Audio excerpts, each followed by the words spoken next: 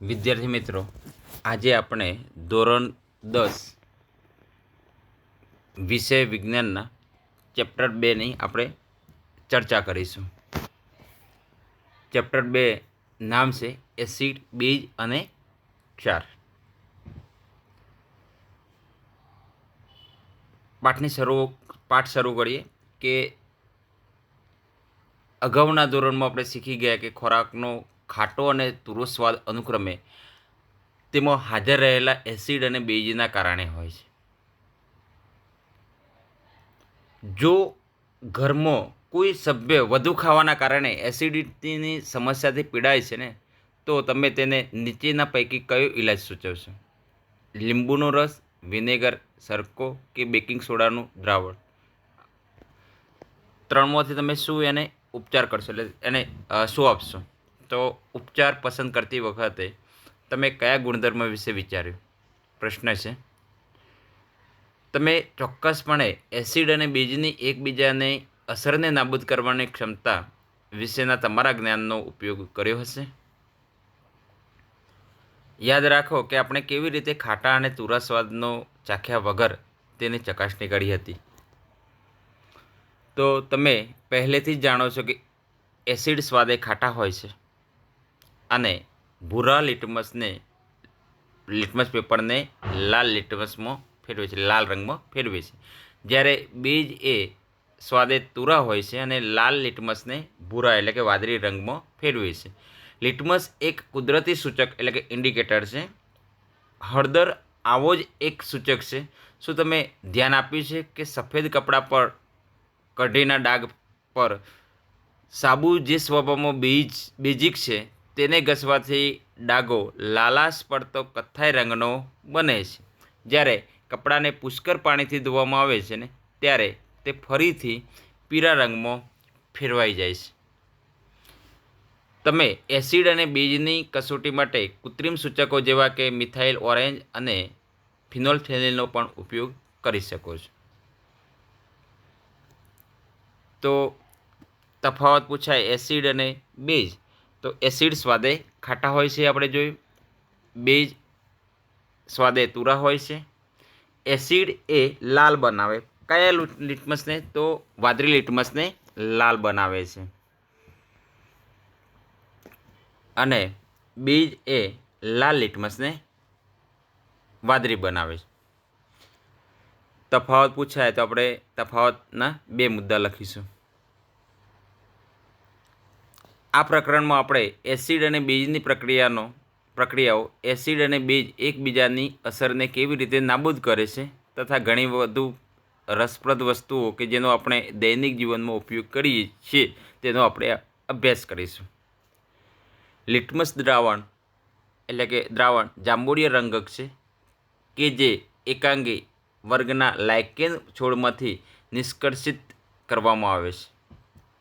સામાન્ય રીતે સૂચક તરીકે ઉપયોગી છે. અને જ્યારે લિટમસ દ્રાવણ એસિડિક કે બેઝિક ન હોય ને, ત્યારે તેનો રંગ જાંબુડિયો હોય છે, એટલે કે રંગ પરિવર્તન થતું નથી. એસિડ અને બેઝ ઘણા અન્ય કુદરતી પદાર્થો જેવા કે લાલ કોબીજના પાન, હળદર, અમુક ફૂલો જેવા કે હાઇડ્રેન્જિયા, પેટોનિયા અને જેરાનિયમની રંગીન પાંખડીઓ દ્રાવણમાં એસિડ અને બેઝની હાજરી સૂચવે છે. તેમને એસિડ બેઝ સૂચકો અથવા કેટલીક વખત માત્ર સૂચકો કહે છે. પ્રશ્ન પૂછાય કે કયા ફૂલની પાંદડીઓ એ સૂચક તરીકે વપરાય છે? તો આપણે કહી શકીએ કે હાઇડ્રેન્જિયા, પેટુનિયા અને જેરાનિયમની રંગીન પાંખડીઓ એ એસિડ અને બેઝની હાજરીને સૂચવે છે. પ્રશ્ન છે, જોઈએ આપણે. તમને 3 કસનરી આપવામાં આવેલ છે. તેમાંથી એક નિચ્છેદન પાણી ધરાવે છે અને બાકીની 2 અનુક્રમે એસિડ અને બેઝ દ્રાવણ ધરાવે છે. જો તમને માત્ર લાલ લિટમસ પેપર આપેલ હોય તો તમે દરેક કસનરીમાં રહેલા ઘટકોની ઓળખ કેવી રીતે કરશો? તો અહીંયા આપણે પ્રશ્ન છે કે એક કસનરી આપેલી છે, એમાં નિચ્છેદન પાણી એટલે કે ડિસ્ટિલ વોટર છે અને બાકીની 2 કસનરીમાં એક એસિડ અને બેઝ આપણને ખબર નથી. હવે આપણને એક લિટમસ આપેલું છે, એ લિટમસ લાલ રંગનું છે. તો આપણને ખબર હોવી જોઈએ કે લાલ લિટમસને વાદળી એ કયા દ્રાવણમાં બને, એસિડમાં, બેઝમાં કે પાણીની અંદર. તો આપણને ખબર છે, આપણે જોયું કે લાલ લિટમસને વાદળી લિટમસમાં ફેરવે એટલે કે બનાવે છે, તો એ આપણને બેઝ જોવા મળશે. ચલો સમજો કે 3 કસનરી છે, નિચ્છેદન પાણીની ખબર છે, બાકીની 2 ખબર નથી. કોઈ એક કસનરીની અંદર આપણે લિટમસ પત્ર ડૂબાડેલું છે, તો લાલ લિટમસ એ લાલ જ રહે, એટલે કે રંગ પરિવર્તન ના થાય, તો આપણે સમજવાનું કે એ એસિડ છે. અને બીજી કસનરીની અંદર આપણે નાખીએ છીએ લિટમસ પત્ર અને લાલ લિટમસ એ વાદળી લિટમસ બને, તો આપણે માની લેવાનું કે એ બેઝ છે. તો જે એસિડ હશે એ લાલ લિટમસને લાલ જ રહેવા દેશે, એટલે કે એમાં રંગ પરિવર્તન થતું નથી. બીજી કસનરી છે કે એની અંદર આપણે લિટમસ નાખીએ અને લાલ લિટમસને વાદળી બનાવે, તો આપણે સમજવાનું કે બેઝ છે. અને નિશ્ચિત પાણી તો છે. તો 3 કસનરીને આપણે આ રીતે આપણે ઓળખ કરી શકીએ. 2.1 જોઈએ, એસિડ અને બેઝના રાસાયણિક ગુણધર્મોની સમજ.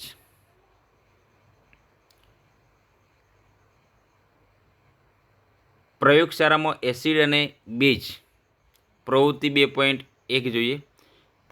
વિજ્ઞાન પ્રયોગશાળામાંથી નીચે દર્શાવેલા દ્રાવણો એકઠા કરો. 1. Hydrochloric acid. હાઇડ્રોક્લોરિક એસિડનું અણુસૂત્ર છે HCl. 2. સલ્ફ્યુરિક એસિડ, એનું અણુસૂત્ર છે H2SO4.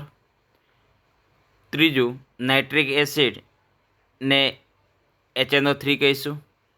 એસિટિક એસિડ એટલે કે વિનેગર, એનું અણુસૂત્ર છે CH3COOH. Sodium hydroxide NaOH. Calcium hydroxide CaOH2. Potassium hydroxide KOH. Magnesium hydroxide MgOH2. અને એમોનિયમ હાઇડ્રોક્સાઇડ એટલે કે NH4OH. ઉપયુક્ત દ્રાવણો પૈકી દરેકનું એક ટીપું વારાફરતી વોચ ગ્લાસમાં મૂકો અને 2.1માં સૂચવેલા સૂચકની મદદથી તેની કસોટી કરો. અહીંયા જે ઉપર આપેલા છે જે દ્રાવણો, એ એસિડ પણ છે અને બેઝ પણ છે. તો દરેકનું એક ટીપું આપણે વારાફરતી વોચ ગ્લાસની અંદર મૂકીએ અને 2.1 મુજબ સૂચકની મદદથી આપણે કસોટી કરીએ, તો લીધેલા દરેક દ્રાવણના રંગમાં લાલ લિટમસ, ભૂરું લિટમસ, ફિનોલ્ફથેલિન અને મિથાઇલ ઓરેન્જના દ્રાવણ સાથે શું ફેરફાર થાય છે એ તમારા કોષ્ટક 2.1માં આપણે નોંધો. તો વિદ્યાર્થી મિત્રો, અહીંયા આપણે જોઈએ 2.1 કોષ્ટક. એમાં કોષ્ટક કેવી રીતે બનાવ્યું છે જોઈએ આપણે. તો નમૂનાનું દ્રાવણ, બીજું લાલ લિટમસ દ્રાવણ, ભૂરું લિટમસ દ્રાવણ પણ હોય અને લિટમસ પેપર પણ હોય. તો અહીંયા આપણને દ્રાવણ અહીંયા લીધેલું છે. તો લાલ લિટમસ દ્રાવણ, ભૂરું લિટમસ દ્રાવણ, ફિનોલ્ફથેલિન દ્રાવણ અને મિથાઇલ ઓરેન્જ દ્રાવણ. ચલો, નમૂનાના દ્રાવણની અંદર આપણે શું આવશે? એક એસિડ આવશે અને બીજું બેઝ આવશે. ચલો, પહેલાં આપણે એસિડથી શરૂઆત કરીએ કે નમૂનાનું દ્રાવણ એસિડ હોય અને લાલ લિટમસ દ્રાવણની અંદર આપણે નાખીએ એસિડની અંદર લાલ લિટમસ દ્રાવણ નાખીએ, તો લાલ લિટમસ એ કેવું રહેશે? લાલનું લાલ. એસિડ હોય તો લાલ લિટમસને લાલ જ બનાવે છે, એટલે લાલ જ રહે છે. બીજું, ભૂરું લિટમસને શું કરે છે? તો ભૂરું લિટમસ દ્રાવણને લાલ બનાવે છે દ્રાવણ. એસિડની અંદર ફિનોલ્ફથેલિન દ્રાવણ નાખીએ તો શું થાય? એસિડની અંદર ફિનોલ્ફથેલિન દ્રાવણ નાખતા તે રંગવિહીન રહે છે, એટલે કે પાણી જેવું રહે છે. મિથાઇલ ઓરેન્જ નાખવાથી શું થાય છે? તો એસિડ હોય અને મિથાઇલ ઓરેન્જનું દ્રાવણ એસિડની અંદર નાખવામાં આવતા એ લાલ રંગ બનાવે છે. ચલો, આપણે એસિડનું જોયું. એસિડ એ લાલ લિટમસમાં લાલ જ રહે છે, ભૂરા લિટમસને વાદળી બનાવે છે, ફિનોલ્ફથેલિન દ્રાવણમાં રંગવિહીન રહે છે અને મિથાઇલ ઓરેન્જના દ્રાવણની અંદર લાલ રંગ બને છે. હવે આપણે એસિડ પછી બેઝની વાત કરીએ તો બેઝ એ લાલ લિટમસને વાદળી એટલે કે ભૂરું બનાવે છે. બીજું, બીજ એ ભૂરા લિટમસ દ્રાવણને ભૂરું જ રહેવા દે છે એટલે કે રંગ પરિવર્તન થતું નથી. ફિનોલ્ફથેલિન એ આપણને ગુલાબી રંગ આપે છે. બીજ હોય અને ફિનોલ્ફથેલિન બીજની અંદર ફિનોલ્ફથેલિનનું દ્રાવણ નાખતા આપણને ગુલાબી રંગ બને છે અને બીજની અંદર મિથાઇલ ઓરેન્જનું દ્રાવણ નાખતા પીળાશ રંગનો રંગ મળે છે. તો પ્રશ્ન પૂછાય કે એસિડના દ્રાવણમાં ફિનોલ્ફથેલિનનું દ્રાવણ નાખતા કેવો રંગ બને છે? તો એસિડની અંદર ફિનોલ્ફથેલિનનું દ્રાવણ નાખતા તે રંગવિહીન દ્રાવણ બને છે. એસિડની અંદર એસિડમાં મિથાઇલ ઓરેન્જનું દ્રાવણ ઉમેરતા કેવો રંગ બને છે? તો લાલ રંગ બને છે. કદાચ સમજો કે એવો પ્રશ્ન પૂછાય કે ગુલાબી રંગનું દ્રાવણ કયા એસિડની શેમાં ઉમેરવામાંથી આપણને ગુલાબી રંગ બને છે? તો બેઝની અંદર ફિનોલ્ફથેલિનનું દ્રાવણ ઉમેરતા આપણને ગુલાબી રંગ બને છે અને પીળાશ રંગનો રંગ એ મિથાઇલ ઓરેન્જ એ બેઝની અંદર ઉમેરતા પીળાશ રંગનો રંગ બને છે. તો આ સૂચકો રંગમાં થતા પરિવર્તન દ્વારા આપણને દર્શાવે છે કે પદાર્થ એસિડિક છે કે બેઝિક. કેટલાક પદાર્થોની વાસ એસિડિક માધ્યમમાં અને બેઝિક માધ્યમમાં બદલાતી જાય છે. તેને ઘ્રાણેન્દ્રિય સૂચકો કહે છે. ચાલો આપણે આમાંના કેટલાક સૂચકો આપણે ચકાસીએ. હવે આપણે પ્રવૃત્તિ 2.2 જોઈએ.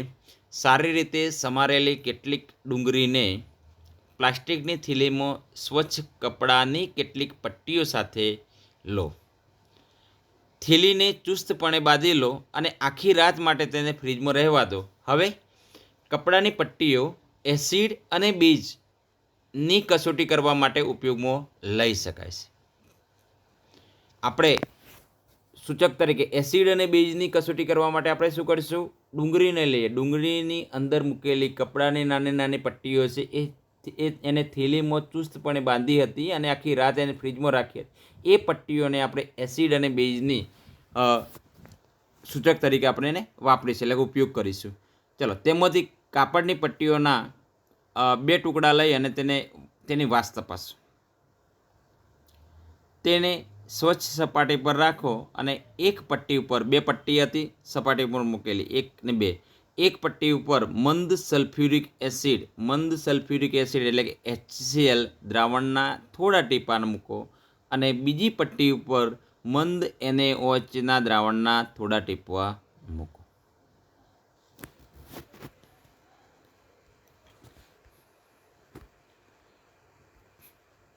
કાપડની બંને પટ્ટીઓને ચોખ્ખા પાણીથી ધોઈને ફરીથી તેમની વાસ તપાસો. તમારા અવલોકનો નોંધો. હવે થોડા મંદ વેનીલા અર્ક અને લવિંગનું તેલ લો તથા તેમની વાસ તપાસો.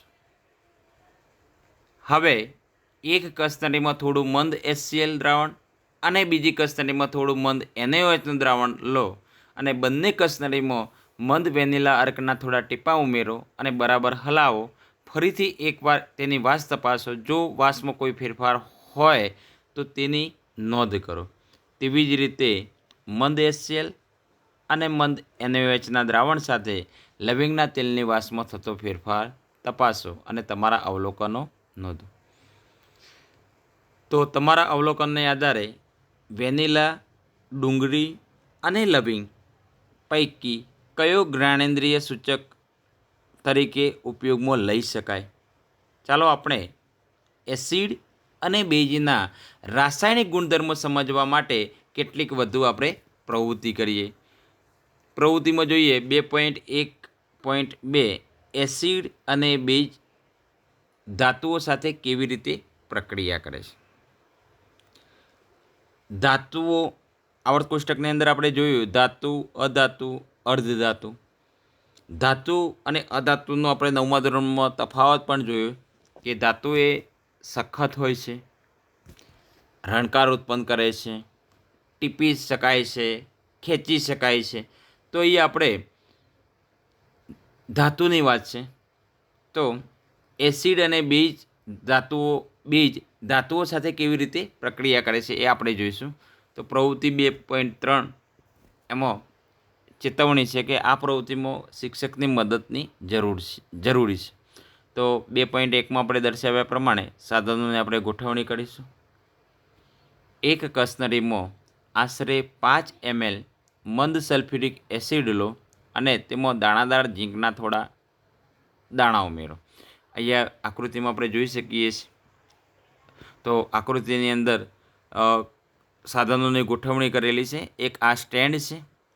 સ્ટેન્ડ સાથે કસનરી લગાવેલી છે. કસનરીની અંદર મંદ સલ્ફ્યુરિક એસિડ એટલે કે H2SO4 એમાં ઝીંક દાણા નાખેલા છે. ઝીંકના બૂચ વડે એને બંધ કરેલી છે કસનરીને, અને બૂચમાંથી હોલ કરી અને વિમોચન નળી લગાવેલી છે. વિમોચન નળી એ સાબુનું દ્રાવણ લીધેલું છે એક બીકરની અંદર, અને એમાં કસનરી સાબુના દ્રાવણની અંદર.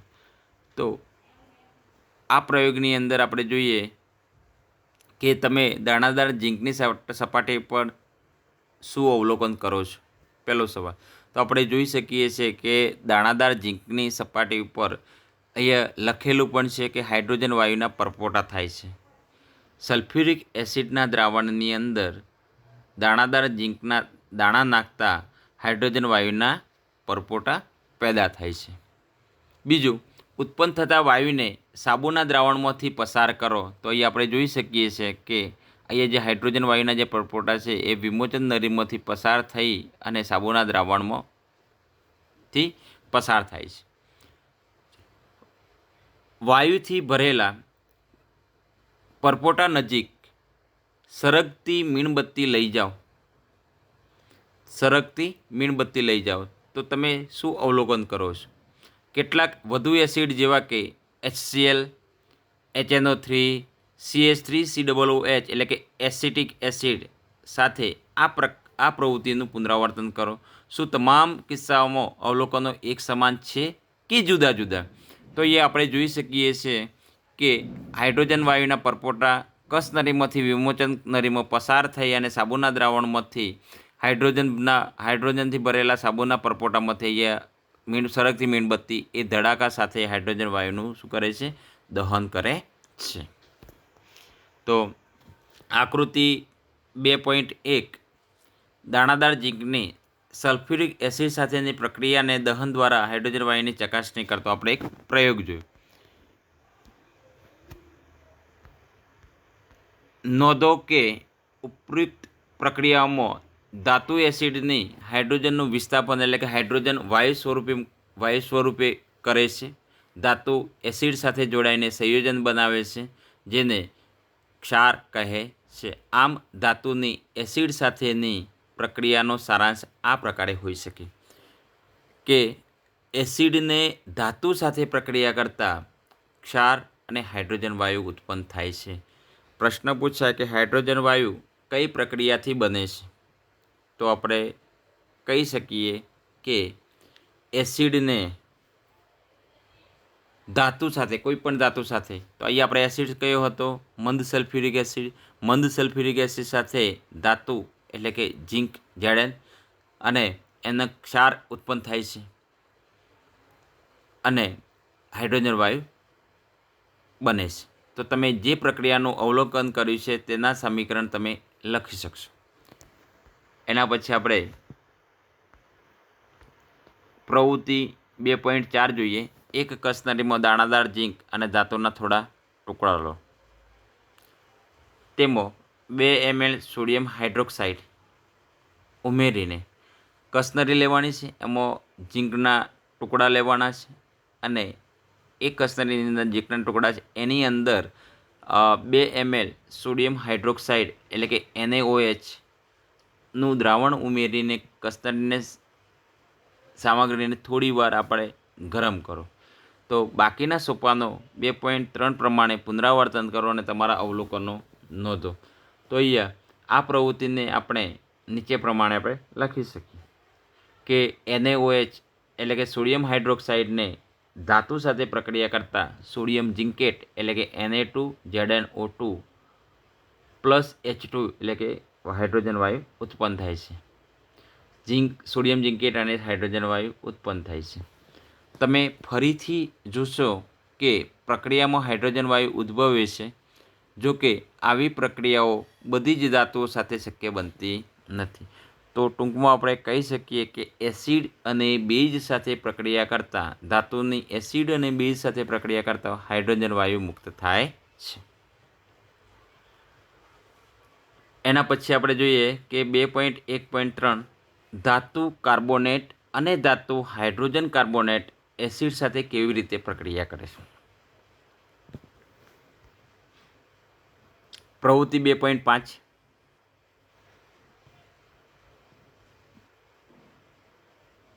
બે કસનરી લો, તેમને એ અને બી નામ આપો. તો પહેલાં આપણે એ જોઈએ કે કસનરી એમાં 0.5 ગ્રામ સોડિયમ કાર્બોનેટ Na2CO3 અને કસનરી બીમાં 0.5 ગ્રામ સોડિયમ હાઇડ્રોજન એટલે કે સોડિયમ બાયકાર્બોનેટ લો. એક કસનરીની અંદર 0.5 ગ્રામ સોડિયમ કાર્બોનેટ અને બીજી કસનરીની અંદર 0.5 ગ્રામ સોડિયમ બાયકાર્બોનેટ લો. બંને કસનરીઓમાં આશરે 2 ml મંદ હાઇડ્રોક્લોરિક એસિડ ઉમેરો. તમે શું અવલોકન કરો છો? તો આકૃતિ 2.2માં દર્શાવ્યા પ્રમાણે દરેક કસનરીમાં ઉદ્ભવતા વાયુને ચૂનાના પાણી એટલે કે કેલ્શિયમ હાઇડ્રોક્સાઇડ, ચૂનાનું નીતરું પાણી આપણે જે કહીએ છીએ, પહેલા પાઠની અંદર શીખી ગયા. તો ચૂનાના નીતરા પાણીમાંથી પસાર કરતા તમારા અવલોકનો નોંધો. તો એક થીસલ ગળણી આપેલી, સ્ટેન્ડ, બૂચ, કાર્બન ડાયોક્સાઇડ વાયુ, મંદ હાઇડ્રોક્લોરિક એસિડ, કસનરી સોડિયમ કાર્બોનેટ, બીજાની અંદર એક એમાંથી પસાર થાય છે વિમોચંદરી, અને કસનરી છે કેલ્શિયમ હાઇડ્રોક્સાઇડનું દ્રાવણ છે. ઉપયુક્ત પ્રવૃત્તિમાં થતી પ્રક્રિયાઓ આ પ્રમાણે આપણે લખી શકીએ. કસનરી એની વાત છે કે સોડિયમ કાર્બોનેટને HCl સાથે પ્રક્રિયા કરી છે અને NaCl એટલે કે ક્ષાર, NaCl સોડિયમ ક્લોરાઇડ અને સોડિયમ ક્લોરાઇડ એટલે કે મીઠું, અને H2O એટલે પાણી, અને એના પછીનો વાયુ CO2 એટલે કે કાર્બન ડાયોક્સાઇડ બને છે. બીજી કસનરીની અંદર NaHCO3 સોડિયમ હાઇડ્રોજન કાર્બોનેટ અથવા સોડિયમ હાઇડ્રોજનની જગ્યાએ આપણે બાયકાર્બોનેટ એટલે સોડિયમ બાયકાર્બોનેટને HCl સાથે પ્રક્રિયા કરતા NaCl, H2O અને CO2 બને છે. તો બંને કસનરીની અંદર એક કસનરીની અંદર સોડિયમ કાર્બોનેટ, જ્યારે બીજી કસનરીની અંદર સોડિયમ બાયકાર્બોનેટ છે. બંનેની અંદર એક જ એસિડ એટલે કે મંદ HCl હાઇડ્રોક્લોરિક એસિડ નાખવામાં આવે છે, અને બંને કસનરીઓની અંદરથી નિપજ તરીકે સોડિયમ ક્લોરાઇડ, પાણી અને કાર્બન ડાયોક્સાઇડ ત્રણ નિપજો બંને કસનરીની અંદર સમાન જોવા મળે છે. તો ઉદ્ભવતા કાર્બન ડાયોક્સાઇડ વાયુને ચૂનાના પાણીમાંથી પસાર કરતા ચૂનાનું નીતરું પાણી CaOH2 નું જલીય દ્રાવણમાં કાર્બન ડાયોક્સાઇડ વાયુ પસાર કરતા સફેદ અવક્ષેપ એટલે કે CaCO3 પ્લસ H2O બને છે.